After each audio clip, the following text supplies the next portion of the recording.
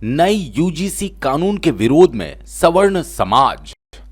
नई यूजीसी कानून के विरोध में सवर्ण समाज ने संगठित होकर मोर्चा खोल दिया।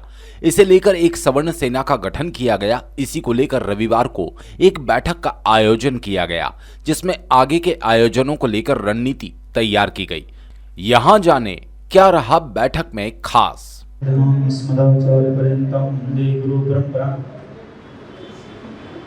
बोलिए श्री सीतारामचंद्र भगवान की जय, हनुमान जी महाराज की जय। हम सभी आज सनातन एकता और सवर्ण एकता के लिए एकत्रित हुए हैं। हम यहाँ जैसे पूर्व में सभी ने अपने अपने विचार रखे, सभी के विचार सुने, सभी ने बड़े सुंदर भाव अपने प्रस्तुत किए। यह शब्द है कि हमारा विरोध किसी से नहीं है, पर हम अपना हित चाहते हैं, भूलना भी नहीं। कहीं ऐसा ना हो कि हम दूसरे का हित चाहते चाहते अपने पैर पर कुल्हाड़ी मार लें, यह भी नहीं करना है। अपने पैर मजबूत बनाने ताकि हम खड़े रह सकें और समाज का हित करें, उसके साथ में अपना भी हित हो। सर्वजन हिताय सर्वजन सुखाय, उसमें सब में हम भी आते हैं। किंतु हम सभी का हित करते करते सरकार ने हमें उस स्थिति में लाकर के खड़ा कर दिया है कि जहां आप हमारी ही गर्दनी कटने लगे। और यह केवल आप यह मत समझिए कि यूजीसी केवल विद्यार्थियों के लिए लागू हुआ है। यह यूजीसी एक ऐसी धारणा समाज में प्रचलित रूप से हो रही है जो आगे चल के आपके महापुरुषों का, आपके भगवानों का विरोध करने पर लोगों को उतारू कर दिया। अभी हम आपको 2 दिन पूर्व की घटना रीवा की बताते हैं। रीवा में और उस बहन में भी मत रहिएगा कि हम नेता हैं, हमारी पकड़ है तो लोग हमारा विरोध नहीं करेंगे, हम अपनी मनमानी कर सकेंगे। भाजपा के नेता थे। रीवा ब्राह्मण समाज, क्षत्रिय समाज का गढ़ है, पर वहां पर भी एक भाजपा के नेता ने अपने घर का गृह प्रवेश किया। उधर खिचड़ी कहते हैं। गृह प्रवेश किया तो वहां पर वेद मंत्र बोले जा रहे थे। गृह प्रवेश करते समय आकर के वहां पर ये जो आज भीम आर्मी जिसको हम कहते हैं, जो दलित लोग हैं, आकर के वहां विरोध प्रदर्शन किया, अपनी महिलाओं को आगे करके उसको रुकवा दिया और उन्होंने अपने गृह प्रवेश नहीं कर पाए। तो इस स्थिति तक अगर आपको नहीं आना है तो आज सभी हम एक साथ होकर के अपने धर्म के लिए, अपने समाज के लिए और अपनी संतान के लिए, तीनों के लिए हमें लड़ना पड़ेगा। और लड़ना ही अंतिम विकल्प है। यह भी आपको लिख लेना चाहिए डायरी में सबसे पहले पेज पर कि लड़ना अंतिम विकल्प है। अब हम उस समय पर नहीं हैं कि जहां केवल वाणी से काम चल जाएगा। आप ब्राह्मण हो, आप क्षत्रिय हो, आप वैश्य हो, आप किसी भी वर्ण से हो, किंतु वर्तमान समय में हमें लड़ना ही पड़ेगा। और समय समय पर हमारे महापुरुषों ने लड़ाई की है। एक बड़ी सुंदर बात याद आती है। कहते हैं कि एक बार इजराइल से कोई राजदूत या मंत्री आए तो उन्हें हमारे प्रोटोकॉल होता है, पूछा जाता है कि आप कहां भारत में घूमना चाहेंगे। तो उन्होंने कहा कि मैं एक बार राजस्थान में हल्दी घाटी जाना चाहता हूं। उन्होंने कहा क्यों? बोले ठीक है, आप हमें लेके चलिए, हम वहीं बताते हैं। वहां पर गए और वहां पर जाकर के महाराणा प्रताप जी को जो पुष्पांजलि अर्पण करनी थी और एक मिट्टी वहां भरने लगे। तो किसी ने उनसे पूछा कि आप यहाँ की मिट्टी लेकर के क्यों जा रहे हैं? तो इजरायली व्यक्ति ने कहा कि मैं यहाँ से इस मिट्टी को ले जा करके अपने देशवासियों को दिखाऊंगा और उनसे मैं ये कहूंगा कि एक भारत में ऐसा राजा हुआ जिसने तुम थोड़ी सी सेना लेकर के बड़े से बड़े मुगल से राजा को परास्त किया, उसके सामने कभी झुका नहीं है। तो हमें भी यह शिक्षा लेनी है, कैसी भी परिस्थिति आ जाए, कैसी भी संभावनाएं हमारे खिलाफ हो जाएं, किंतु हमें युद्ध करना ही पड़ेगा। अगर उस दिन महाराणा प्रताप भी घास की रोटी को देख करके अकबर के समक्ष चले जाते तो आज इतने गर्व से हम उनका नाम नहीं ले रहे होते, आज इतने गर्व से हम उनका सम्मान नहीं कर रहे होते। तो इसी तरह हमें भी अगर अपना सम्मान चाहिए, अपनी आने वाली पीढ़ी को बचाना है, और जैसे हमें बचाया गया है वैसे हमारा कर्तव्य है कि हम अपने पीढ़ी को बचाएं और उसके लिए हम युद्ध करें। युद्ध नहीं, जिनके जीवन में वो भी बहुत अभागे होंगे, युद्ध करना आपका अंतिम विकल्प है। अब या तो उस समय का इंतजार कीजिए जब आपके गर्दन पर तलवार रखी जाए, तब आप युद्ध करेंगे, या आज डंडे से और वाणी से युद्ध हो सकता है, तब आप प्रारंभ कर दीजिए। ये आपके और हमारे हाथ में है। देखिए, हम संत हैं, संन्यास धर्म अपना चुके हैं, किंतु उसके बाद भी हमें यह पूर्ण रूप से पता है, हमारी कोई आने पीढ़ी नहीं होने वाली, हमारी कोई संतान नहीं होने वाली, फिर उसके बाद भी हमें पर यह पता है कि अगर सनातन धर्म को सुरक्षित रखना है तो सवर्ण समाज को सुरक्षित रखना होगा। सनातन धर्म तभी तक सुरक्षित है जब तक सवर्ण समाज सुरक्षित है। तो इस बात के लिए आप स्वयं को सुरक्षित रखिए और अपनी आने वाली पीढ़ी को सुरक्षित रखिए। किसी के गुणगान गाना बंद कीजिए। किसने क्या किया, कौन अम्बेडकर हुए, कौन क्या हुए, किसने संविधान लिखा, संविधान हर देश का लिखा जाता है और हर देश का संविधान नष्ट होता है, ठीक है, और हजारों वर्षों से प्रक्रिया चल रही है। पहले राजा लोग अपने हिसाब से अपना संविधान लिखते थे, बाद में दूसरा राजा बदल देता था।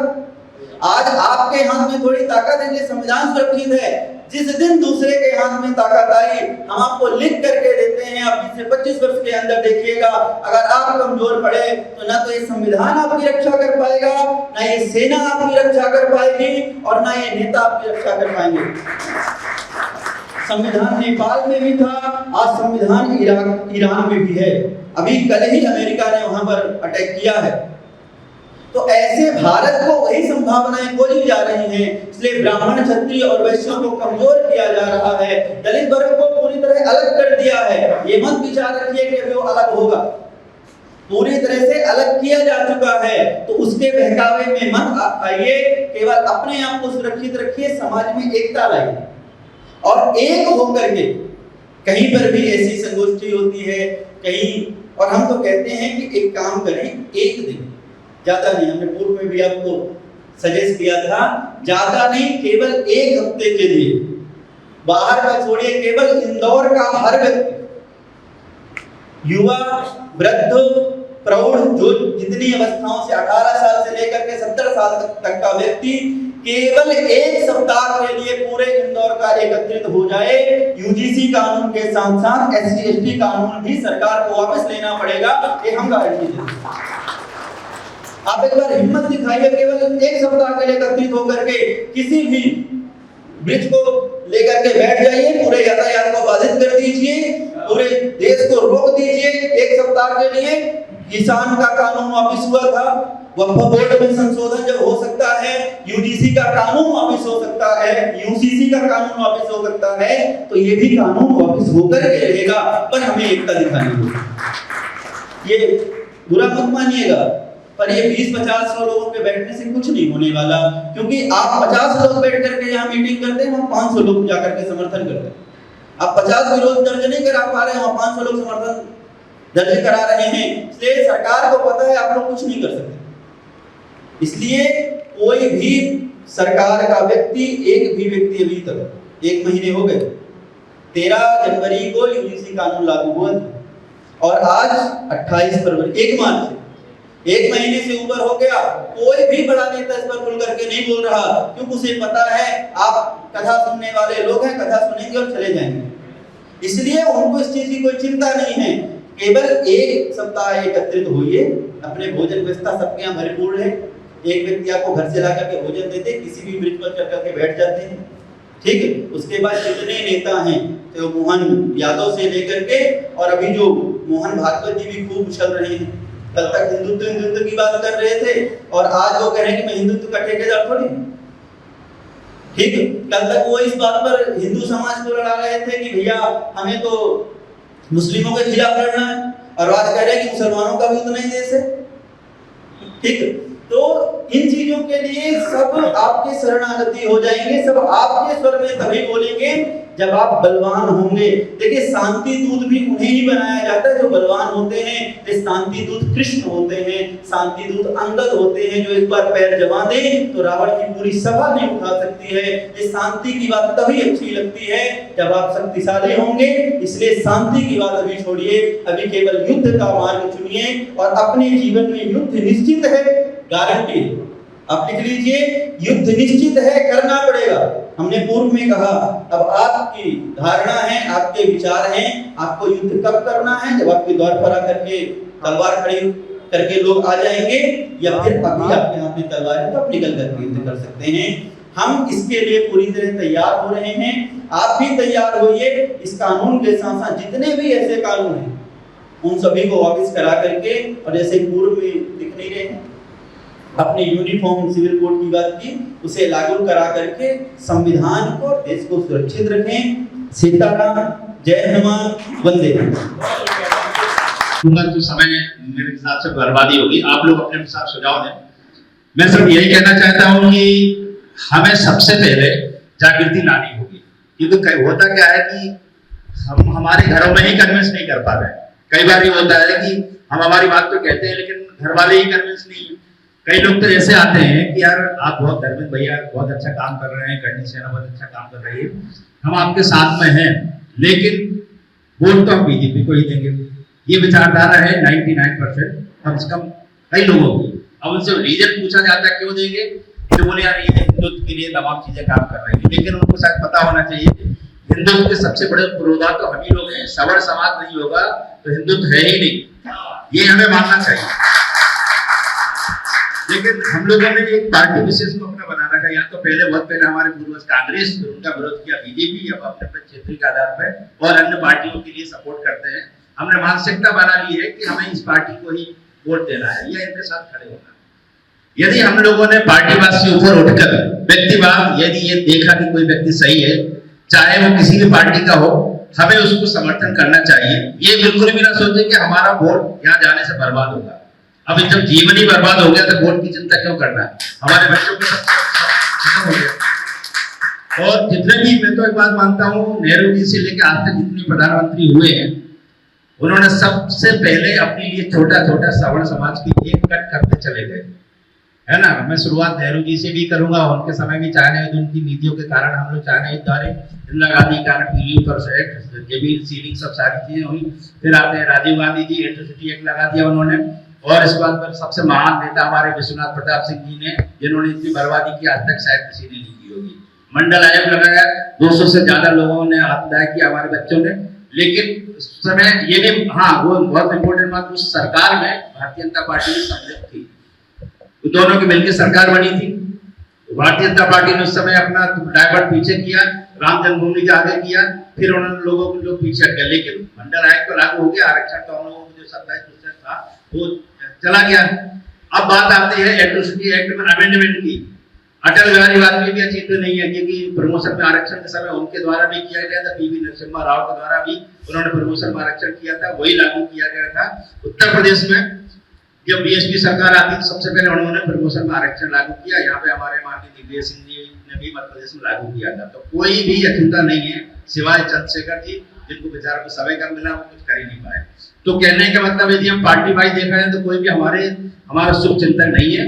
आज भी स्थिति है, सपास का मूवमेंट हम लोगों ने चलाया था, वो एट्रोसिटी एक्ट में अमेंडमेंट था, जिसमें से जो एट्रोसिटी एक्ट था मोदी जी की कृपा से उसको 2.5 गुना स्ट्रॉन्ग कर दिया गया। उसका लिया गया तो हमको जो है अपने 10% आर्थिक आधार पर ये अपना आरक्षण ईडब्ल्यूएस लागू हो गया। मैं कहना चाहता हूँ, क्या हमने ये आरक्षण मांगा था? हम में से किसी ने नहीं मांगा था, इसकी आवश्यकता ही नहीं थी। हम सिर्फ हम तो कहते हैं आरक्षण ही खत्म करो, ये आरक्षण शब्द होना ही नहीं चाहिए। लेकिन ईडब्ल्यूएस के नाम पे 10% दे दिया, उसमें बहुत सारी कई खामियां हैं, वो भी हम लोग फेस कर रहे हैं। अब जैसे तैसे सेटल हुआ, हम लोगों ने कहा चलो ठीक, तो ये यूजीसी आ गया। सब लोग जानते हैं। अब इन सब चीजों के लिए है कि किसी एक पार्टी के लिए हो जाए तो लोग बात यही कहेंगे, ये पार्टी कहेंगे कि इनको चाहे जितने सामान्य वर्ग को चाहे जितना जूते मारो, कुछ भी करो, लेकिन ये वोट तो हमको देंगे। तो मैं जो पहली बात आ रहा था कि आरक्षण सबसे पहले अपने घर में जाकर, है ना, घर में जाकर थी, लेकिन उनको बोले। अब मैं उस व्यक्ति के बाद जिसने मुझे बोला था, वो अपने बेटे के साथ आया था। मैंने कहा बेटा एक बताओ तुम क्या बोले कॉलेज में? मैंने कहा भविष्य में यदि ईडब्ल्यूएस लागू हो गया हो तो मैं कोई कार्रवाई होगी तो सबसे पहले उसका दोष किसको दोगे? जो बोला मैंने इन्हीं को देना, आपके पिताजी को, क्योंकि ये बोल रहे हैं चाहे कुछ भी हो हम आपके साथ खड़ेंगे, लड़ेंगे, लेकिन वोट उनको देंगे। जिस मानसिकता हमारी चेंज हो जाएगी तब लोग बात बोलेंगे, कोई भी पार्टी हो कि हमको ही पूजेंगे। और 10% 15% का जो हमारे अंदर मानसिक रूप से जो बोला जाता है कि आप इतने ही लोग कर क्या लोगे, सच्चा मुझे तो लगता है सही आंकड़े तो 30% से ऊपर तो हम होंगे। ये मान के चलिए सवर्ण समाज 30% से ऊपर है, और हमें अपनी ताकत का एहसास तभी होगा जब हम वोट में आएंगे, दिखाई देंगे। 29 तारीख को, 29 जनवरी को अचानक 2 दिन के अंदर हमारे भाई अनूप शुक्ला जी, मनीष जी, हम सब लोगों ने आंदोलन किया और मेरे ख्याल से जो सूचना आई, सबसे जबरदस्त आंदोलन हुआ था 29 जनवरी और आज सभा 29 फरवरी ही मान लीजिए, यदि 28वां नहीं होता तो लगभग 1 महीने बाद हम लोग यहाँ पर खड़े हैं इस आंदोलन की शुरुआत के लिए। तो अब आने वाले समय में यही रणनीति बनाई जाए कि जो भी यहाँ पर तय होगा क्या करना है। 8 मार्च को दिल्ली में आंदोलन है, 15 मार्च को भोपाल में आंदोलन है। जितने भी जहाँ भी हम लोग अपने सब लोग ताकत के साथ खड़े हुए हैं और एक दूसरे का सहयोग करें। मेरे बीच में हमारे स्वामी अतुलानंद महाराज जी पधारे हैं, जो खंडावलोकन के आश्रम में नहीं लड़ रहा है। एक रहेंगे तो नेक रहेंगे, और जहां यदि हम लोग बिखरेंगे कि यार ये पार्टी कर रही है तो कुछ नहीं होगा। और मैं कहता हूं यदि संगठन है तो किसी सरकार से डरने की आवश्यकता नहीं है। कोई भी सरकार हो, आज देख लीजिए मोदी जी बहुत बड़े महामानव है, लेकिन जगह जगह पुतला दहन हो रहा है ना। शायद प्रधानमंत्री देश में ऐसा कोई पहले ही प्रधानमंत्री हो जिनके पुतला दहन भी हो रहे हैं। तो ये भी बड़े, ये समाज की ताकत है। कोई भी कर रहा हो, हर जगह हो रहा है, विरोध भी हो रहा है। कल अजमेर की रैली में भी आपने देखी, वहां पे विरोध हुआ। तो ये कोई भी हमसे बड़ा नहीं है, हमारी संगठन की शक्ति से बड़ा नहीं है, मान के चले।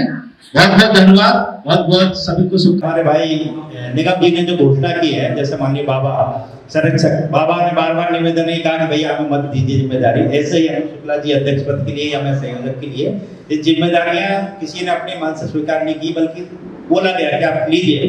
क्योंकि जब ये गठन होगा, अभी तो शुरुआत है, क्योंकि 1-1.5 महीने से हम लोग लगातार मेहनत कर रहे हैं। तो मुझे लगा कि निगम जी का ये विशेष अनुरोध था कि कहीं से कहीं 1 या 2 व्यक्ति के कंधे पे जिम्मेदारी दी जाएगी। ये जो व्यवस्था है, अध्यक्ष संयोजक या बाबा संरक्षक के पद पे है, आगे पूरी व्यवस्थित रूप से कार्यकारिणी बनेगी। यदि युवा कोई आगे आना चाहेगा तो निश्चित रूप से उतने सक्रिय भूमिका के साथ आए तो हम उनको जिम्मेदारियां भी देंगे। ये जो कि अभी आज बार बार मनीष निगम जी जिद कर रहे थे, नहीं आज हमको करना ही करना है, तो इसलिए किया गया है। इसमें लगातार हम लोग करते रहेंगे। मेरा एक अभी चूंकि सबका संबोधन सुन चुका हूँ, मैं एक ही बात पे कहना चाहता हूँ कि सवर्ण समाज की स्थिति वैसी है। आप यदि मान लीजिए एक बाल्टी में गर्म पानी रखते हैं और एक बाल्टी में ठंडा पानी रखते हैं, बाल्टी में यदि गर्म पानी रखेंगे और उसमें मेढक को डाल दिया जाए तो क्या होगा? मेढक तुरंत उछल के बाहर आ जाएगा। और यदि एक ठंडा पानी वाली बाल्टी रखते हैं, उसमें मेढक को डाल दिया जाए तो बाहर नहीं आएगा, लेकिन उसको धीरे धीरे धीरे गर्म करते रहेंगे तो एक समय बाद मेढक अपनी शक्ति से लड़ता वो खत्म हो जाएगा।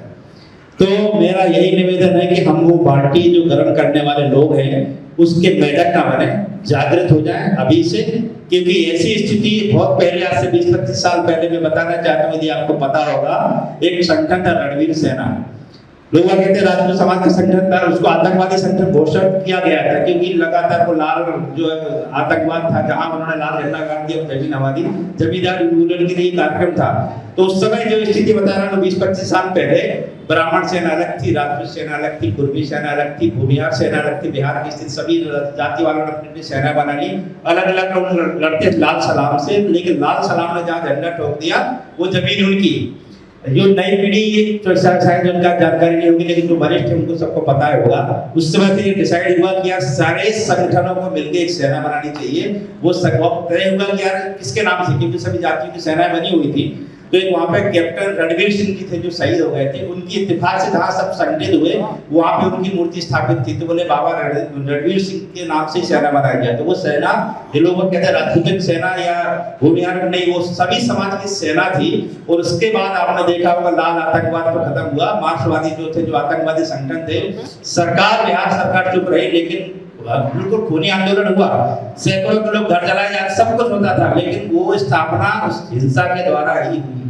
तो आज क्योंकि हम ये आंदोलन हिंसक ना हो, लेकिन हमें संगठित तो वैसे ही होना पड़ेगा। मेरा यही निवेदन है, वही भावना रखें, हम किसी सरकार के इंतजार में ना रहे, नहीं तो फिर वैसे है कि एक समय बाद मेढक हम हैं और पानी गर्म होता जाएगा, खत्म हो जाएगा, मेढक को खत्म हो जाएगा। उस बात को विशेष ध्यान रखिए भाई। यही निवेदन है, जब हमें उन पर आपत्ति आएगी हमें लड़ना पड़ेगा। बिल्कुल इस बात पे ना कि कोई हम पार्टी से बिलोंग करते हैं, ये बिल्कुल भावना ना ही रहे। मेरे पिताजी आरएसएस में उस समय से रहे जब आरएसएस की शुरुआत हुई थी, कट्टर आरएसएस में। कई बार मुझे नाराज होते हैं, डांटते हैं कि अरे नालायक है ये है, लेकिन मेरी विचार अलग है। मुझे लगता है समाज वो जो आज चीजें हैं उनके लिए हमें कार्य करना चाहिए। सबकी विचारधारा अलग होती है, पिता पुत्र भाई की भी होती है। मैं उसी विचारधारा के सबसे पहले हमारा समाज जहाँ जैसी जरूरत अभी भाई साहब ने कहा एक व्यक्ति को खड़ा होना चाहिए, हम सब व्यक्ति खड़े हैं और जहाँ जिसकी जरूरत पड़ती है हमें जानकारी मिलती है, लड़ते जरूर हैं। उसका रिजल्ट कैसा भी लेकिन लड़ा जरूर। अगर मैं कहता हूँ सवर्ण समाज के किसी व्यक्ति की, मान लीजिए कोई व्यक्ति पिट रहा हो, आप सक्षम ना हो तो पिटने के लिए पहुंचिए, भले मारने के लिए पिटने के लिए पहुंच, क्योंकि वो अगर 2 थप्पड़ खा रहा हो 10-20 लोगों के बीच में, 2 थप्पड़ आप भी खाइए, ये भावना रहेगी तो हम समाज को संगठित करेंगे। नहीं तो ये नहीं करेंगे कि आप देखो वो उनको शुक्ला जी को बहुत मारा, 20-25 लोगों ने, निगम जी को बहुत मारा, धर्मेंद्र जी को बहुत मारा। आप मार खाने जाइए, यदि आप 10-20 ताकतवर हैं तो साथ में लड़िए, नहीं लड़ सकते तो मार खाने नहीं जाइए। ये भावना यदि आपके अंदर होगी तो ही हम समाज का ये विचार कर पाएंगे और तो ही हम विरोध करके लड़ पाएंगे। यही मेरा निवेदन है। इस बात को अपने जीवन में चरितार्थ कीजिए, आगे बढ़िए। लड़ाइयाँ तो हम लड़ते रहेंगे, लड़ने के लिए पैदा हुए हैं। मैं एक बार समय ले चुका हूँ। आप सभी लोगों को बहुत बहुत धन्यवाद। आदरणीय अब हमारे बीच में स्वामी अतुलानंद जी उपस्थित हुए हैं, उनसे भी निवेदन करूंगा कि हम सभी लोग को संबोधित करें। जी आदरणीय। पहले ताली बजवाता पर लोग पहले बजवा के चलाएंगे अनूप के लिए, तो मुझे लगता है कि एक बार और ताली अनूप के लिए जरूर बजाएगी। क्योंकि हम इस विषय में इतनी बात कर चुके हैं यूजीसी को लेकर, मैं अभी बाबा से बात कर रहा था कि मैदान में उतरना सबसे आखिरी विकल्प होता है हमारे पास। अभी हम देख रहे हैं युद्ध आखिरी विकल्प होता है, मैदान में उतरना हमारे सबसे आखिरी। हम आज भी अपने परिवार के साथ, अपने बच्चों के साथ अगर दरवाजा खोलकर सो रहे हैं तो इस देश के संविधान पे हमको बहुत भरोसा है। क्योंकि मैं जानता हूँ कि अगर मेरे साथ कुछ भी अन्याय हुआ तो इस देश का संविधान मेरे साथ खड़ा हुआ।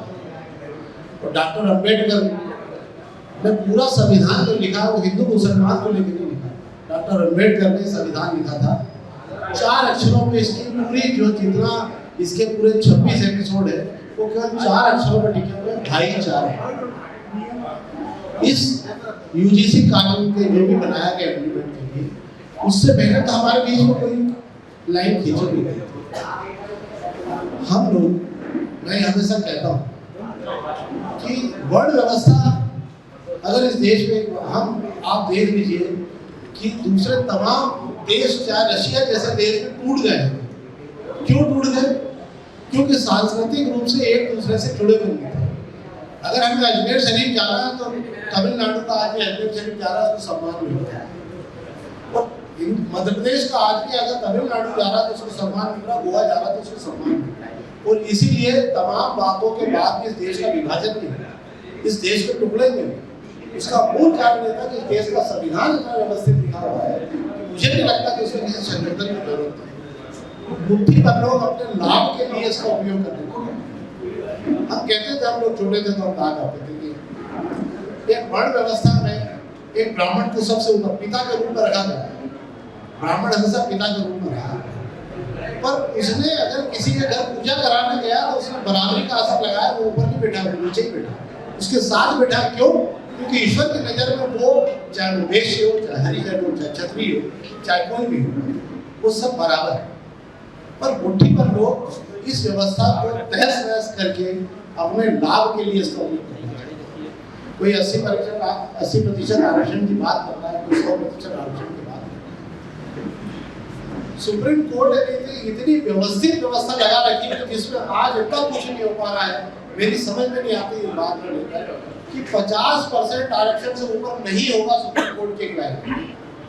तो देश की 80% पिछड़ा आबादी, हरिजन आबादी जो भी है, उस 50% में आ जाए। बाकी 20% आबादी जो जनरल है, चाहे वैश्य हो, चाहे क्षत्रिय हो, चाहे ब्राह्मण, उनके लिए पूरी 50% आरक्षण है। और वो ये रहा है कि उनकी थाली पर घड़ी घड़ी देख रहे हैं कि ये थाली कैसे जा रहा है, उनकी थाली में घी क्यों जा रहा है। आपको 50% आरक्षण आ रहा है। मैं हमेशा कहता हूँ, आप अपने बच्चों को खूब पढ़ाइए, लिखाइए। लड़ाई अगर होगी तो मुझे बताओ कौन ऐसा पिता होगा जो कहेगा कि आप अपने बच्चे को ले लिया, तू लड़ने जाकर मैं घर बैठा हूँ। हम उनमें से है तो विजय अपने लिए निकट जाएगा, हमारे घर हम हट जाएंगे तो तू आएगा। कौन पिता है? तो ये हमारा भी धर्म बनता है कि हमारे बच्चों को लेकर यहाँ चाह रही तो हमें बाहर निकलना पड़ेगा, हम बाहर निकले। महात्मा गांधी ने पूरे लड़ाई लड़ी तो पूरे 32 करोड़ लोग एक साथ गांधी जी के साथ नहीं चले गए। उन्होंने पूछा कि भैया आप क्या कर सकते हो? उन्होंने कहा साहब मैं तो कुछ नहीं कर सकता, मार खा सकता हूँ। तो उन्होंने कहा ठीक, जब जरूरत होगी तो मार लो। आप क्या कर सकते हो? मैं तो भूखा रह सकता हूँ। तो उन्होंने कहा जब जरूरत होगी तो आप भूखे। तो क्या हुआ? जिस दिन उन्होंने सभी ने क्या आंदोलन लड़ा, पूरे देश भर के 32 करोड़ लोग एक साथ होकर बैठ गए। कहीं एक रोटी नहीं बनी, कहीं एक दाना नहीं बना। तो उन्होंने उस ताकत का उपयोग किया। हम लड़ने की ताकत नहीं है। मैंने उस दिन में कहा भैया आए तो कहा कुछ नहीं ना, हम राजवाड़े में एक मोमबत्ती तो लगा सकते हैं। तो आइए एक मोमबत्ती लगाना शुरू करते हैं हम लोग। आइए सब मिलकर एक मोमबत्ती लगाते हैं। हमारी 500 मोमबत्ती भी 5000 लोगों को दिखती है। यार मोमबत्ती जलाई, किसी ने जलाई, कौन ने जलाई? हमेशा मैं कहता हूँ कि आप अपने आप को तैयार करिए, आप आवाज उठिए। संघर्ष के लिए तैयार हैं, यहाँ हम एक दूसरे के लिए तैयार हैं कि भैया आप लड़ो, हम संघर्ष करो, हम तुम्हारे साथ। इस उम्र में हम संघर्ष की रणनीति बनाइए बेहतर। हम आपके साथ खड़े हैं, मीडिया आपके साथ खड़ा हुआ है। जहाँ गलत होता है वहाँ सब हम लोग साथ में खड़े होते हैं। मुझे ऐसा लगता है कि हमें एक दूसरे का हाथ पकड़ने की जरूरत है। वो भी हमारे भाई है। हम कोई भीमसेना के साथ नहीं जाना चाहता। लोग भीमसेना का बोर्ड लगा कर गालियां बक रहे हैं। सबसे ज्यादा गालियां हम ही को बक रहे हैं। सबसे ज्यादा हमको ही सबसे पहले निशाने में रखा जाता है। ऐसा लगता है कि ब्राह्मण नहीं हो गया, चोर हो गया साला, सबसे पहले उसी को गाली देते, क्योंकि नंबर तो उसी से पड़ेंगे ना उसके। तो वो अपनी राजनीति, हम इस पार्टी की राजनीति नहीं कर रहे, हम इस देश के लिए राजनीति कर रहे हैं। परशुराम भी अकेले निकले थे और अकेले ही लौट के आए थे। मैं ये हमेशा मानता हूँ कि हमारे तो दाल की बहुत ताकत है, हमें लड़ने की बहुत ताकत है। और रावण जैसे रावण तो जितना क्रूर था जितना जो रहेगा, हमारे पास भी इतिहास है।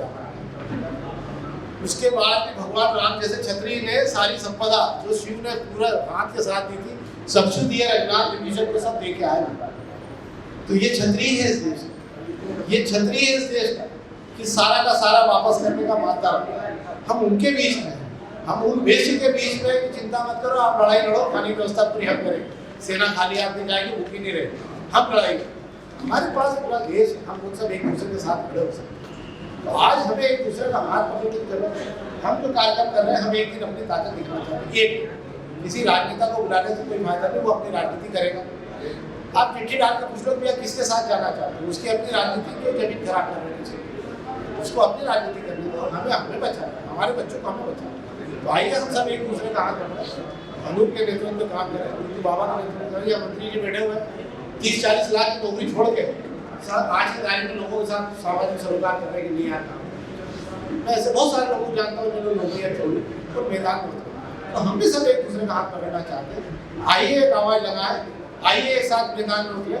हमें किसी से कोई दुश्मनी नहीं है, हमारे किसी से कोई दुर्भावना नहीं है। हम तो उनको ही बुलाना चाहते हैं जो भीमसेना में, आप भी आप भाई, आपके बच्चे भी हमारी बच्चे, हम ही तो पढ़ा रहे हैं ना, कौन पढ़ा रहे हैं, हम ही तो पढ़ा रहे हैं। तो आइए आपके बच्चों को नहीं चाहिए कि इस प्रकार का संविधान हमारे बीच में हिंदुत्व को मत, हिंदुत्व की परिभाषा बहुत अलग है। हम एक दूसरे का हाथ पकड़ के यहाँ तक लाए तो आगे भी हमको मिलकर रहना चाहिए। मैं नहीं चाहता हूँ कि हम किसी को नीचा दिखा के आगे बढ़ें। हम केवल अपनी लाइन बड़ी करना चाहते हैं कि भैया हम हमारे बच्चों को सुरक्षित करना चाहते हैं। आपके बच्चों का भविष्य तो खूब बना हुआ, खूब आरक्षण है, आप खूब पढ़ाई लिखाई के IAS IPS बनाइए। हमारे बच्चों को मानता होगा तो IAS IPS खुद बनेंगे। आज की तारीख में क्षत्रिय समाज में एजुकेशन के लिए जो IAS IPS कर रहे हैं, उनके लिए उन्होंने व्यवस्था करने के पैसे हम देंगे। ब्राह्मण समाज में उनके लिए पैसे हम देंगे, बनो IAS IPS। वैश्य समाज में तो उन्होंने, भाईचुरी समाज में, जैन समाज में उन्होंने क्लास खोल दी कि आप हम करोड़ रुपए देके पढ़ो जो IAS से बनना है। तो जब हम क्यों करें? तो आइए, मेरा ये मानना है कि किसी की जरूरत नहीं। मैंने एक बाबा से कहा है कि इस मामले में हम तो बाद में मैदान में उतरे, हम शहर के 12-14 अच्छे जो ब्राह्मण और क्षत्रिय जो वैश्य समुदाय है उनसे बैठ के बात करें, हाईकोर्ट पिटीशन लगा, ये ठोक ठाक के बात करें।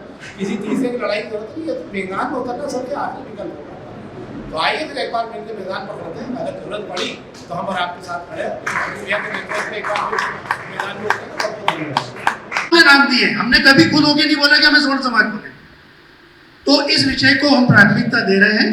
और आज आप सबको मैं बता दूं कि सोच 360 प्लस से अपना पूरी रिकॉर्डिंग हो रही है। आप इसको अपने मोबाइल में यूट्यूब पे सोच 360 प्लस खोलें और सब्सक्राइब भी करें, क्योंकि ये विषय आपके द्वारा पूरे भारत में जाना चाहिए, एक भारत में आवाज जाना चाहिए। जैसे 8 मार्च को एक बड़ी रैली है दिल्ली में, तो निवेदन यही है कि सभी लोग इस विषय को आगे बढ़ाएं। और मैं सभी से निवेदन करूंगा कि इस विषय से संबंधित आप अपने विचार 2 या 3 मिनट से बोलें और आपके जो भी बस समय की मर्यादा रखें, क्योंकि विषय सबको मालूम है, आरक्षण हम सभी के लिए एक नुकसानदायक चीज है। आज पूरे देश में जो बच्चे पढ़ते हैं वो बाहर जाते हैं। आज एक और विडंबना का विषय कि लोग बोलते हैं कि सब बच्चे पढ़ लिख के बाहर जाते हैं, यह संस्कार नहीं है। अरे आप कुछ सोचो, जब उनके लिए यहाँ पे कोई योजना ही नहीं है, कोई नौकरी के अवसर नहीं है, व्यवसाय के अवसर नहीं है, तो बाहर जाके करेंगे क्या? उन्हें करना ही पड़ेगा ना।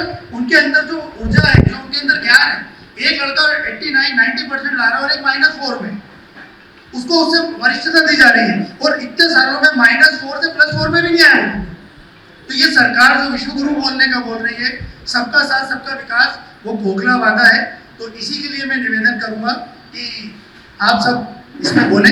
और परशुराम सेना के अनूप शुक्ला जी हमारे साथ हैं, मैं उनसे निवेदन करूंगा कि इस योजना के बाद के लिए भी और इसका विषय थोड़ा सा और एक बार बताएं, अनूप शुक्ला जी।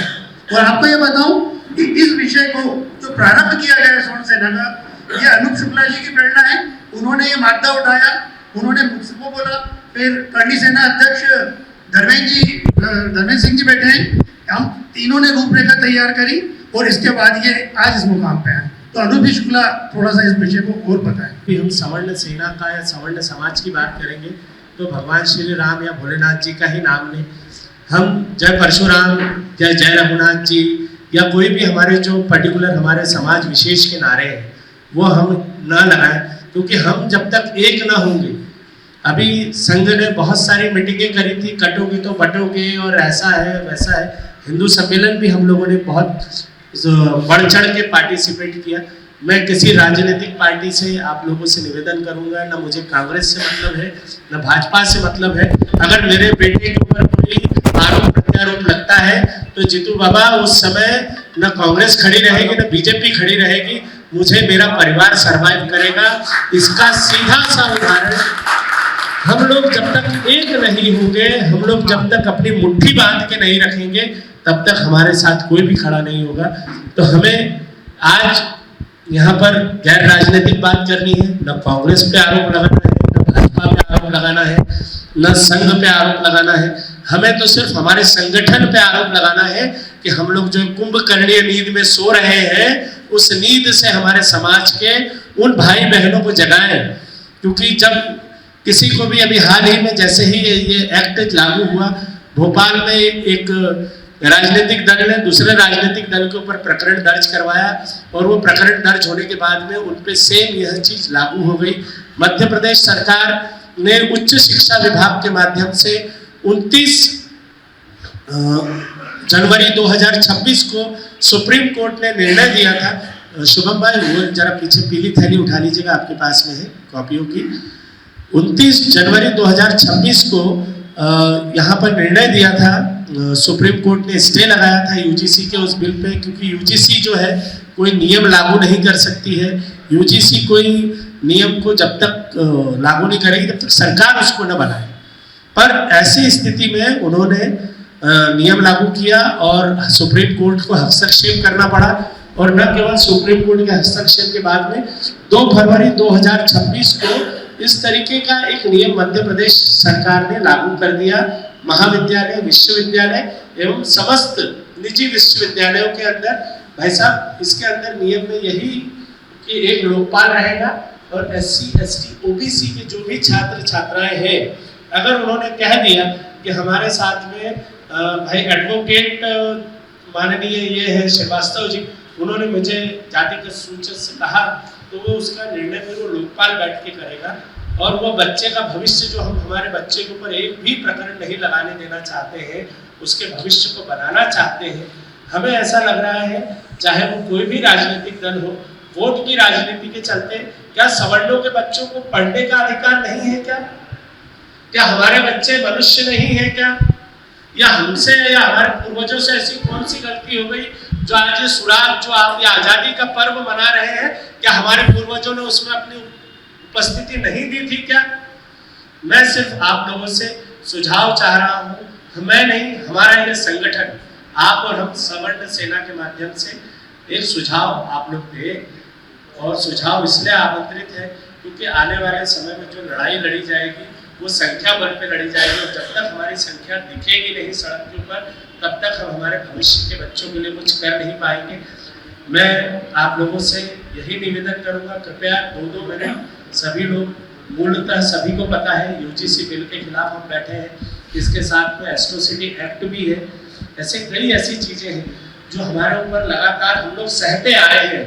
आदरणीय भाई साहब आशुतोष भैया, अभी तक सहते आए हैं हम लोग कि भैया आपको आरक्षण के कारण पदोन्नति नहीं मिलेगी, पहले आरक्षण वाले को मिलेगी, आरक्षण वाले को पहले शिक्षा मिलेगी, पहले शिक्षा दे दीजिए।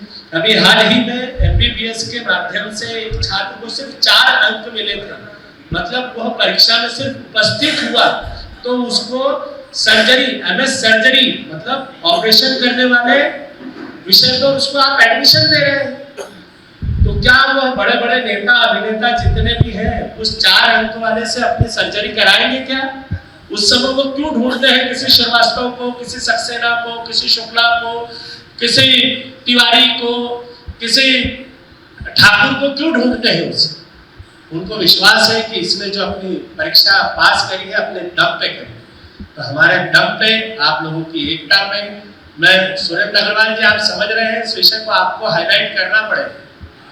सुरेंद्र अग्रवाल जी हमारे बीच में काफी समय से सक्रिय, जो भी बोलना चाहता है भैया 2-2 मिनट अवश्य बोले और आपके सुझाव है। साथियों, यूजीसी जो बना था यूनिवर्सिटी ग्रांट कमीशन, इसको किसी भी प्रकार के सामाजिक नियम बनाने का अधिकार नहीं, परंतु फिर भी इन्होंने बनाए। और पहले आरक्षण था, हम लोग चुप थे, स्वीकार कर लिया था, परंतु आज स्थिति ऐसी बनी है कि उन्होंने उसको और गंभीर बना दिया। तो क्या हमारे बच्चे गलती ना करें तो भी उसमें अगर प्रताड़ित हो जाते हैं और उनका एक बार करियर बिगड़ जाता है तो उनको कहीं नौकरी नहीं मिलना है, कहीं जिम्मेदारियों को संभालना नहीं है। तो हम अपने बच्चों के लिए लड़ रहे हैं और इसमें आप तेरा मेरा मत देखिए, आप अपना देखिए। आपका भी बच्चा है, आपकी भी बच्ची है। आप एक बार छोटी सी बात करूंगा मैं कि जब तक हम स्वार्थी रहेंगे, यार इतने लोग तो जा रहे हैं मैं तो नहीं जाऊंगा, तो भी चलेगा नहीं। आपको उपस्थित रहना है और उपस्थित रह के अपनी जिम्मेदारी को पूरी करना है। आज अगर शुक्ला जी के साथ है तो कल हमारे साथ भी हो सकता है। मेरा बस इतना ही निवेदन है कि आप हम सब मिलकर के एक यूनाइट होकर के इस विषय को उठाएंगे तो शासन को इस बारे में सोचना पड़ेगा। धन्यवाद। आज की जो बैठक का प्रारूप है वो तो उससे तो सभी लोग अवगत हैं। अब मैं जो जैसे अनु भैया ने बोला कि हमें आगे की फाइट किस प्रकार से करनी है, उसके ऊपर जो मेरे सुझाव ये है कि जो सत्ता है और संगठन है दोनों का संतुलन बना के हमें आगे की फाइट करनी है। इसके अंदर हम सत्ता में भी बने रहें और हम फाइट भी करते रहें। आज एसटी एससी वाले या ओबीसी जो भी हैं वो सत्ता में बने रहते हैं और उसी के आधार पे जो है आज फाइट करना है।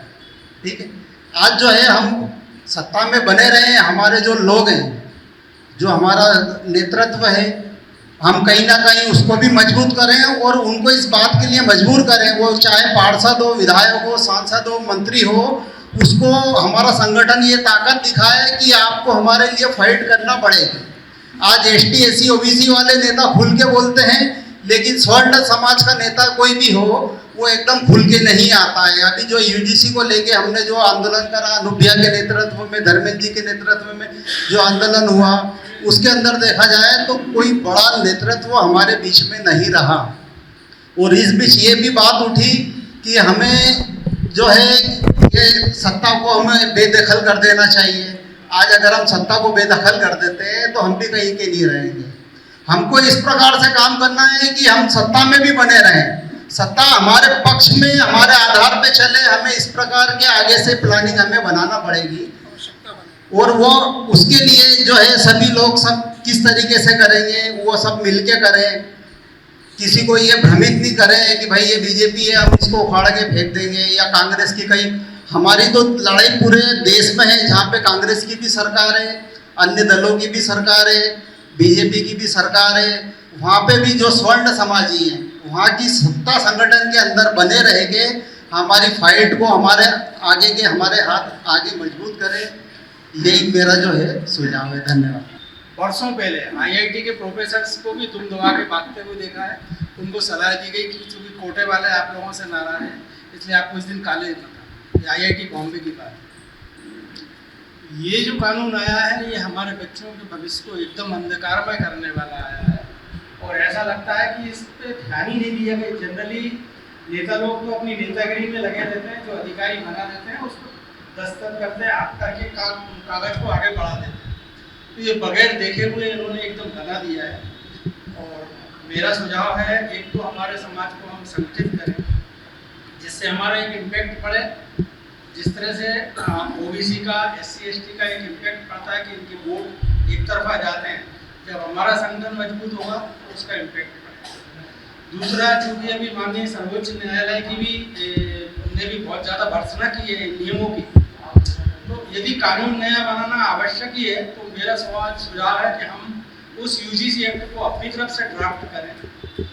और चूंकि हम समरसता वाला समाज बनाना चाहते हैं, जातिवाद को खत्म करना चाहते हैं भारत से हिंदू धर्म की एकता के लिए, हम उस UGC एक्ट में किसी भी प्रकार के जाति का उल्लेख ही ना हो। किसी के भी साथ अन्याय हो रहा है तो उस पर क्या कार्रवाई होगी, कैसे लोकपाल काम करेगा, इस टाइप का हम एक्ट बनाएं। और उस एक्ट की प्रति आगामी जो तिथि लगाई है माननीय सर्वोच्च न्यायालय ने, उसके पहले उनके रजिस्ट्रार को भी दें। हम अपने यहाँ के जो लोकल जनप्रतिनिधि हैं उनको भी ये कॉपी दें और उनको ये सूचना भी दें कि आप लोग ठीक है अपने सिंहासन से बने हुए इतनी खुल के नहीं बोलते हैं, मगर आप इस बार यदि नहीं बोलेंगे तो भविष्य में हम लोगों से आप किसी प्रकार की मदद की या चुनाव के दौरान व्यक्तिगत भी और सामाजिक भी कोई हमसे सहयोग की अपेक्षा मत है। तो मेरा आप सबसे यही निवेदन है कि कोई भी अधिकारी करने जाए, क्योंकि ये अपना कोई नगर निगम घेरना नहीं है, विधानसभा घेरना नहीं, जाना अपने को दिल्ली है। दिल्ली बहुत दूर है और बड़ी दिल्ली है, तो दिल्ली के लिए संख्या चाहिए। मेरा एक ही निवेदन रहेगा कि अपन जब दिल्ली पहुंचे तो दिल्ली की रोड छोटी नहीं है, अपना दिल बड़ा हो और अपने पास गाड़ी हो और पेट्रोल अपनी जेब से हो। क्योंकि करनी सेना का कोई भी करनी सेना कार्यक्रम होता है तो करनी सैनिक की कार्यक्रम में पैसा खर्चा करते हैं, खाना रखते हैं, नाश्ता रखते हैं, सोने की व्यवस्था रखते हैं। आज सोन समाज अपने बच्चों के लिए कुछ ना कुछ तो कर सकते हैं। ये सब चीजें आज अपने पास तन मन धन सब है, तो अपन कोई भी अनुमोदन करने जाए तो संख्या पूर्ण तरीके जाए तो बहुत अच्छा रहेगा। जय श्री राम। कानून आया, इसके लिए अनुज्ञा अपने को जो भी करना पड़े, जैसे खंडेलवाल जी ने बोला कि हम लड़ने नहीं आए, तो वो समय आएगा तो लड़ना भी पड़ेगा। और जैसे आपने एक वकीलों की टीम बनाई थी, तो लड़ने वालों की भी एक टीम बना कि उनके मुगल में भी लगे तो झेलने में तैयार है। कोई संख्या की बात नहीं है, पर लड़ना तो क्या पड़ेगा, क्योंकि आप लड़ोगे नहीं जब तक आप धीरे धीरे शांति से इनसे बात करोगे तो ये आपका परिणाम नहीं देंगे।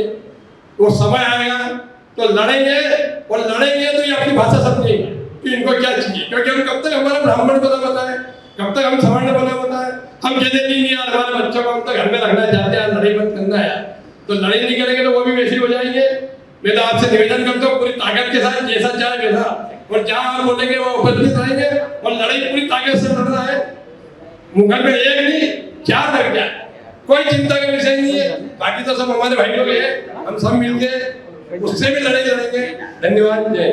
बताया तो हमने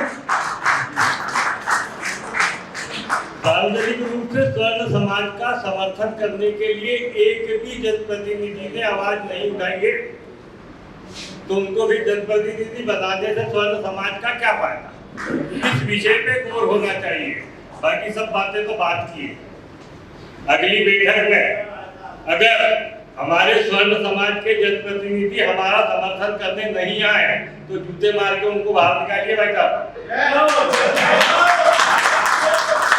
ऐसे जनप्रतिनिधि से जो हमारे समाज के सहारे से संसद में, विधानसभा में वो पार्षद ही कर रहा है, और एक पार्षद ने 7 रन में फॉर्चूनर ले लिए।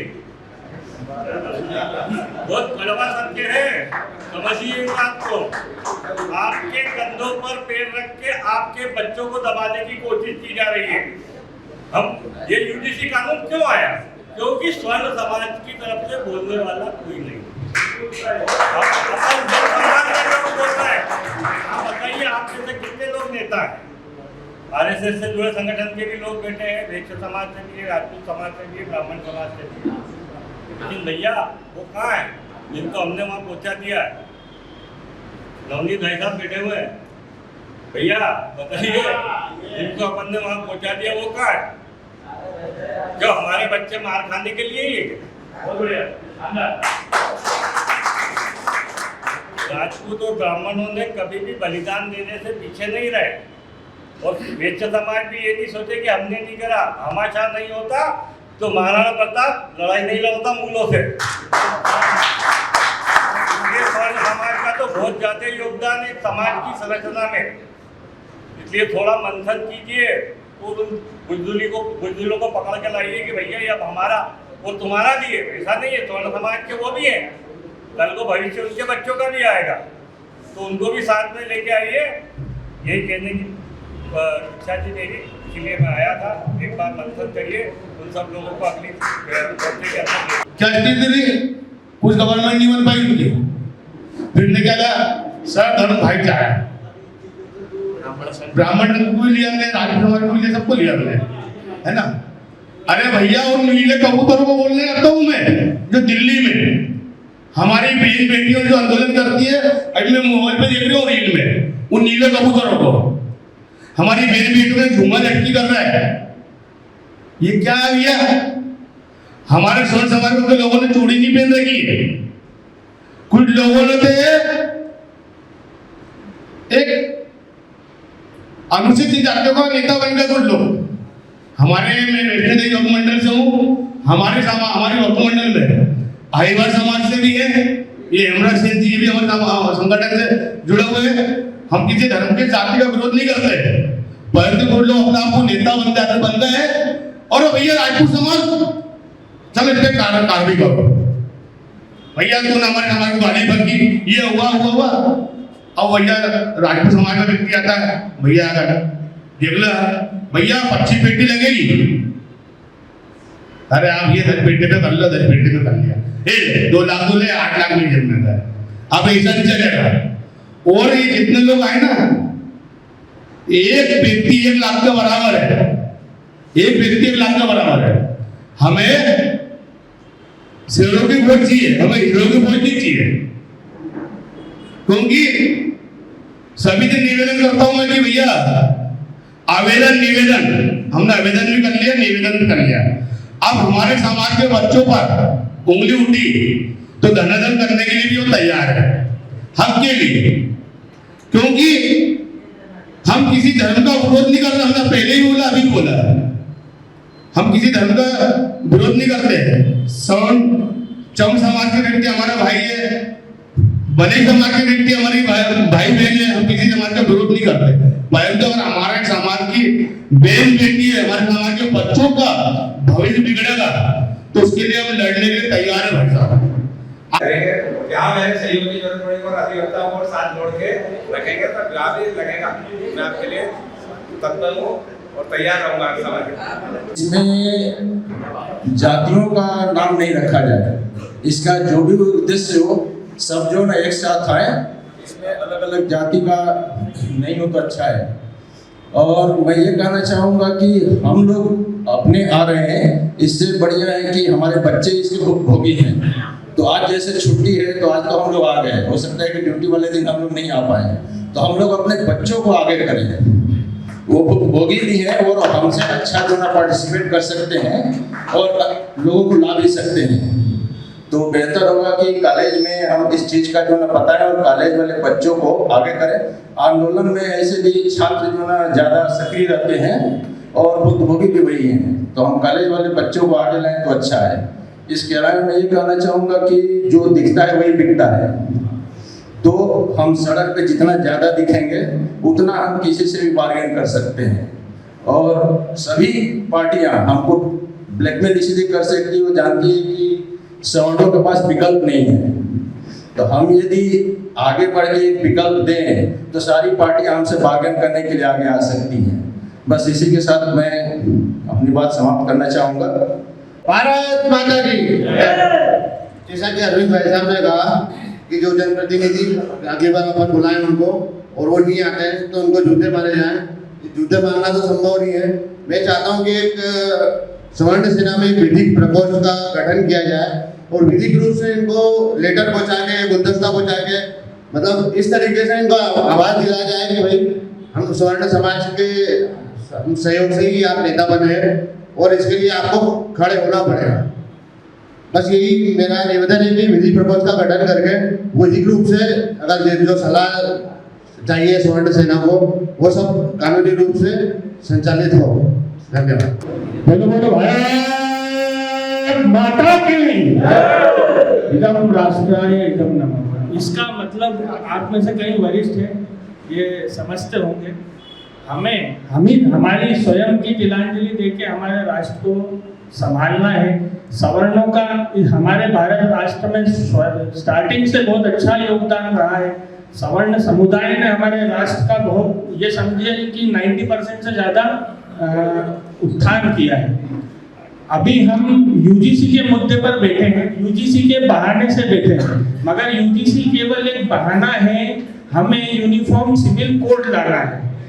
अभी तक हम ये सोच रहे हैं ये नहीं होना, वो हटाना है, एट्रोसिटी एक्ट हटाना है, मगर अगर यूनिफॉर्म सिविल कोड आ गया तो ये अपने आप सारे हट जाएंगे।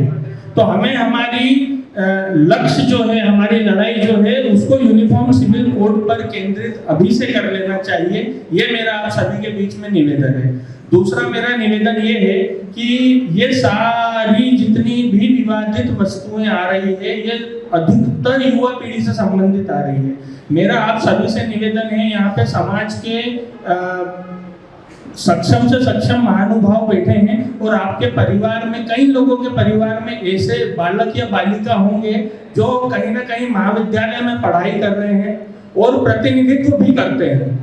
उनके माध्यम से उनके कॉलेजेस के जो हमारे सवर्ण स्टूडेंट्स, उनके भाई बहन हैं, उन्हें वो एकत्रीकरण कर सकते हैं। दूसरा, हमें मोहल्ला स्तर पर अभी वर्तमान में देखा जाए, आज हम नहीं आए जो लोग तो व्हाट्सएप पे इतना एक्टिव रहते हैं कि ऐसा लगता है कि व्हाट्सएप पे वो मर्डर कर देंगे, उनको यहाँ होना चाहिए था।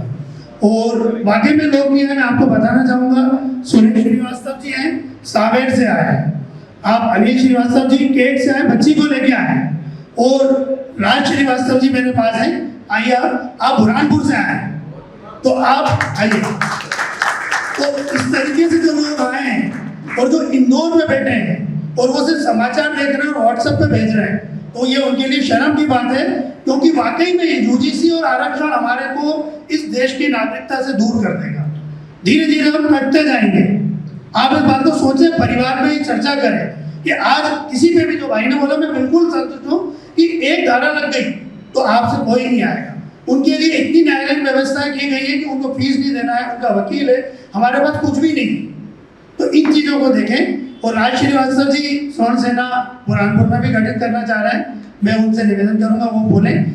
जब ये व्हाट्सएप ग्रुप बना और फेसबुक पे आया तो मैंने मनीष जी से संपर्क किया और फिर उन्होंने मुझे ग्रुप में जोड़ा। तो अभी जैसा भैया बता रहे थे कि हमको जागरूकता तो करना ही पड़ेगी, बिना जागरूकता को होगा ही नहीं। और कहा भी जाता है कि संगठन में शक्ति होती है, अगर संगठन हमारे पास मजबूत नहीं है तो हमें कोई पूछने वाला नहीं है। जो चीज़ आज हम यहाँ एकत्रित होकर कर रहे हैं, ये चीज़ हमको अगर 2018 में जब SC/ST एक्ट पारित हुआ था उसी समय ही करना था, तो शायद सरकार की हिम्मत नहीं होती। लेकिन फिर भी ठीक है, अगर भविष्य के लिए और अपने आने वाले बच्चों के लिए, पीढ़ी के लिए अगर हम एकजुट हो रहे हैं तो इससे अच्छी बात कोई नहीं हो सकती है। और हम लोग बहुत सक्षम लोग हैं, ये सभी लोग जानते हैं, बार बार दोहराने की जरूरत नहीं है। बहुत सक्षम लोग हैं, लेकिन करने पे उतरे तो, नहीं तो फिर जैसा आज हम देख रहे हैं कि इतनी कम संख्या में सभी लोग हैं, लेकिन धीरे धीरे कोई भी संगठन की शुरुआत होती है वो जीरो से होती है, तो इसमें कोई कम ज़्यादा। वैश्य समाज से जुड़े हैं राज सिंह भैया और हमारे धर्मेंद्र भैया जानते हैं कि वैश्य समाज थोड़ा सा पीछे ही रहता है। सुरेंद्र भाई साहब, अनूप भैया ने सही बोला कि वैश्य समाज पीछे रहता है।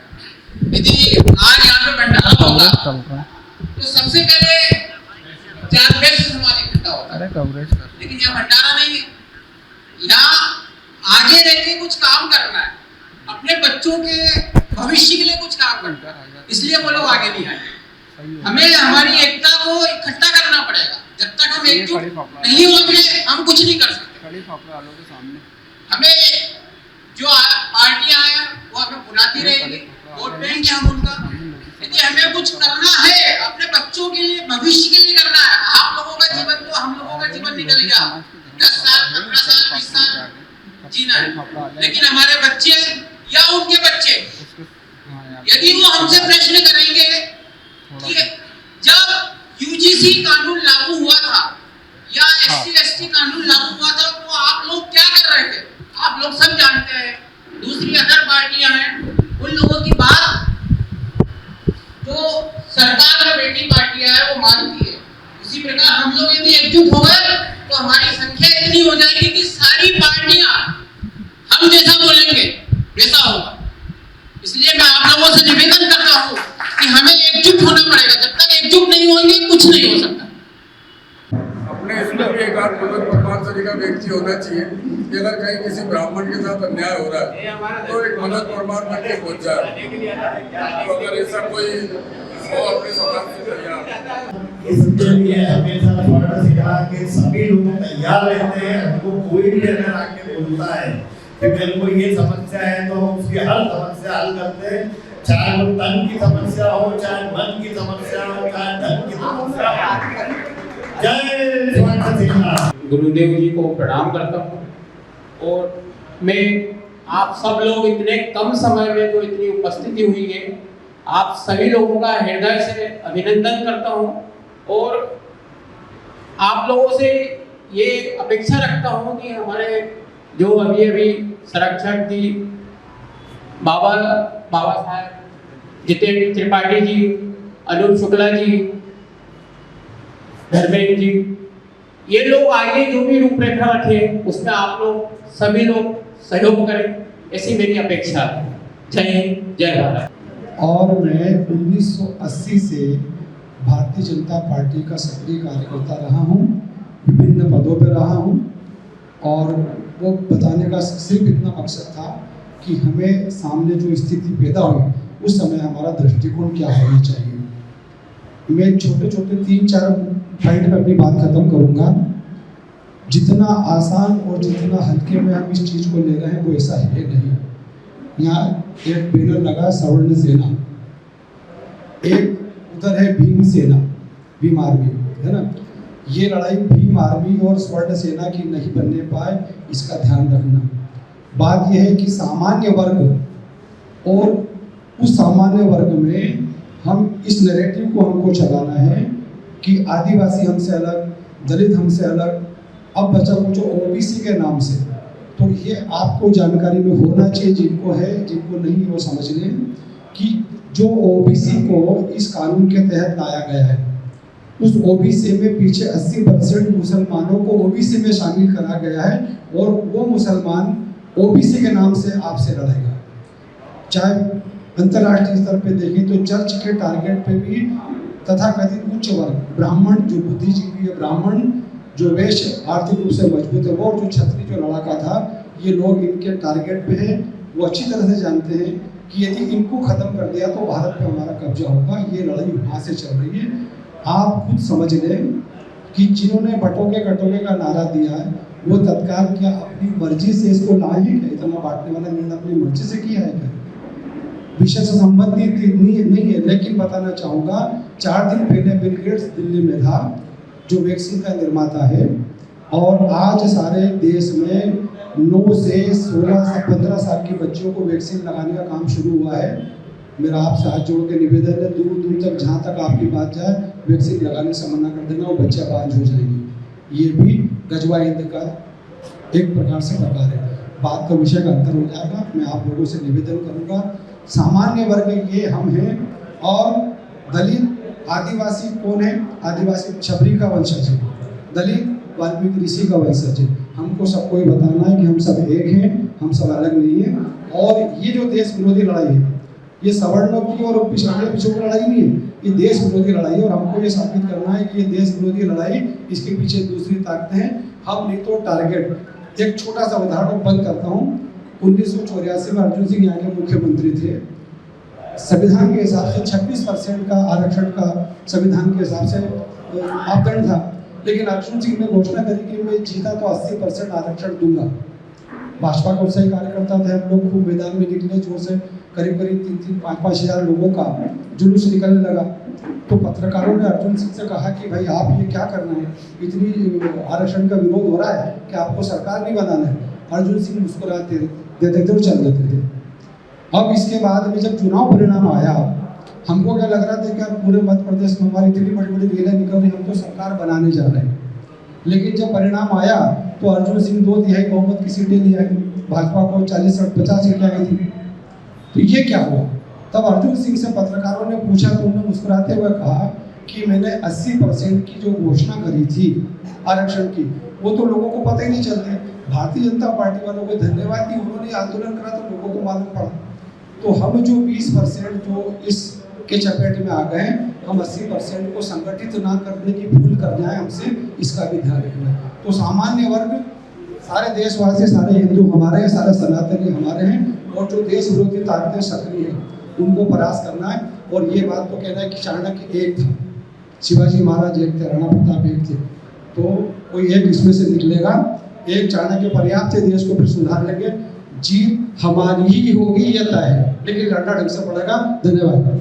से बात करना चाहूँगा तो 1953 में यूजीसी के गठन किया गया था, सभी को पता है, सारी चीजें गूगल पे अवेलेबल, उससे बात नहीं करना चाहूँगा बहुत ज़्यादा, लेकिन ये बोलना चाहूँगा कि हम जिनकी बात कर रहे हैं, हम बात कर रहे हैं उन लोगों की जो विद्यार्थी रहेंगे, हम बात कर रहे हैं हमारे बच्चों की, विद्यार्थियों की। ये भी किसी ने बहुत अच्छा बारे बोला भी था, मैं भी वही बात बोलना चाहूँगा इसके अंदर कि अगर बात हमारे बच्चों और विद्यार्थियों की है और युवा पीढ़ियों की है जो कि भारत के सबसे ज़्यादा है, तो युवा यहाँ क्यों नहीं है? सबसे पहला सर्वप्रथम सवाल ये आता है कि जब हम कॉलेज में बच्चों को एडमिशन भी कराने जाते हैं तो बच्चों को साथ में ले आते हैं, ना कि हम खुद जाकर के एडमिशन फाइनल करने आते हैं। जब हम उनकी शादी की बात करने जाते हैं तो बच्चों को साथ में ले आते हैं, ना कि हम खुद शादी फाइनल करके आ जाते हैं। तो जब हम यूजीसी की लड़ाई लड़ रहे हैं, बच्चों के लिए लड़ रहे हैं, तो मेरा यहाँ पर बैठे हुए हर किसी से यही एक क्वेश्चन है, सवाल है कि आज वो बच्चा यहाँ क्यों नहीं है? उस बच्चे को यहाँ होना चाहिए ताकि उसे पता चले कि उसकी जो पीढ़ी है उसके लिए लड़ाई लड़ी है। क्योंकि अगर हमारे पास 20 से लेकर 35 साल तक, या मैं बोलूं 18 से लेकर के 30 साल तक के युवा यहाँ पर नहीं होंगे तो हम उस ऊर्जा के साथ उस लड़ाई को लड़ने में शायद कामयाब ना हो पाए, क्योंकि लड़ाई जिसकी है, लड़ाई में उसको उतरना पड़ेगा। और मैं आपको एक बात बताऊं कि दलदल से निकलने के लिए स्वर्ण समाज ने आज एक रस्सी प्राप्त कर ली है, जो ये संगठन बन रहा है, जो हम काम कर रहे हैं। क्योंकि बताऊं दलदल से निकलने के लिए दलदल का सहारा नहीं लिया जा सकता।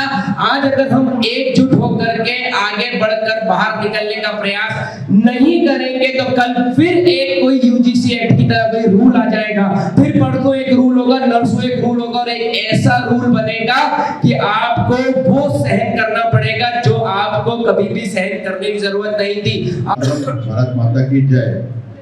कुछ चीजें जो थी, जो कुछ सभी वरिष्ठों ने आधे से ज्यादा चीज तो बता ही दी है जो करना है, लेकिन एक निवेदन है सबसे पहले तो, जैसे कुछ नारा था, कुछ राजनीतिक बातें भी इसमें आया थे, जैसे बटोगे तो कटोगे वाला था। और अभी सब हिंदू एकजुट हुए थे बीच में, और एकदम सवर्ण वाला जो यूजीसी जो कानून आया है उसने फिर वापस बांट दिया है सभी को। तो मेरा निवेदन है कि सामाजिक समरसता तो हमारे अंदर कूट कूट के भरी है सवर्णों में, क्योंकि शुरू से हम लोग नेतृत्व करते आए हैं, सभी लोग करते हैं, और हमें किसी व्यक्तिगत किसी से कोई कुछ ऐसा मनमुटाव नहीं है। हम चाहते हैं कि सभी सामाजिक समरसता में रहे, लेकिन हमारा जो हमारी जो अधिकार है, जो हमारा वो अधिकार हमसे इतना छीना जाए, क्योंकि यूजीसी ने हमें सब अधिकार जो हमारा छीना है बांटने का। अब जैसे हमारे कितने भी मित्र हैं जो सभी धर्मों से, ऐसा नहीं कि सिर्फ सवर्णों से मित्रता है सभी से, तो वो जो मनमुटाव पैदा किया है तो उसको हमें दूर करना है। सवर्ण इसलिए एकजुट हो, लेकिन किसी के विरोध में हम लोग नहीं चाहते हैं। तो हमें एक जैसे सांसद प्रतिनिधि होता है या विधायक में होता है, जो भी होता है, तो हम चाह रहे हैं कि जैसे शहर में सवर्ण सेना जो भी गठित हो, तो उसमें एक जो वरिष्ठ जो भी अध्यक्ष है, जो भी बनेगा, जो कार्यकारिणी बनेगी, उसके बाद विधानसभा बार भी रहे और जैसे पार्षद बार भी रहे, और एक हेल्पलाइन नंबर में चाहता हूँ कि सभी को मिले, ताकि कुछ प्रॉब्लम हो किसी भी स्टूडेंट को या किसी भी प्रकार की सामान्य वर्ग में, तो वो हेल्पलाइन से उसको उसका निराकरण हो सके, ताकि वो कभी भी उसको अकेलापन महसूस नहीं हो कि मैं अकेला हूँ या मेरा मदद करने कौन आएगा। तो वो बहुत सारे जो आज भी ऐसा है कि बहुत सारे लोग झिझकते हैं बात करने में, किसको पता क्या करें, सबके संपर्क अच्छे नहीं होते हैं, किसी की पकड़ रहती है आज, किसी की नहीं रहती है, कोई बेचारे उसमें नहीं होते। तो एक हेल्पलाइन नंबर हो तो उसमें अपना अधिकार का प्रयोग कर सके। तो मेरा सिंह जी इसके संयोजक बने, मैं इनके नाम की अनुमोदना करता हूं, और अगर आपको स्वीकार है तो आपकी तालियां खड़े होकर होंगे, तो ये चीज स्वीकार करना चाहिए। हमारे शहर के गौरव हैं, हाईकोर्ट अधिवक्ता हैं, समाज सेवी हैं, हम साथ समाज सेवा से खरीद रहे हैं, जबकि 16 समाजी कार्यकर्ता उनके लिए वो खुद स्लम में जाके हाथ पांव जोड़ते और दारू बांटते हैं। कभी 16 समाज कोई चीज नहीं मांगता उनसे। आज ये बोलने में कितना दुख हो रहा है, हम कुछ मानते नहीं, हम देते हैं, हम किसान की तरह कार्य कर रहे हैं, उनको फसल देते हैं, अनाज देते हैं। दोस्तों, ये जो बैठक चल रही है ये इतनी आसान नहीं थी, और ये चीज हमको आगे भी बढ़ाना है। तो इसके लिए हमको नेतृत्व, एक संगठन, एक बॉडी की बहुत सख्त आवश्यकता है।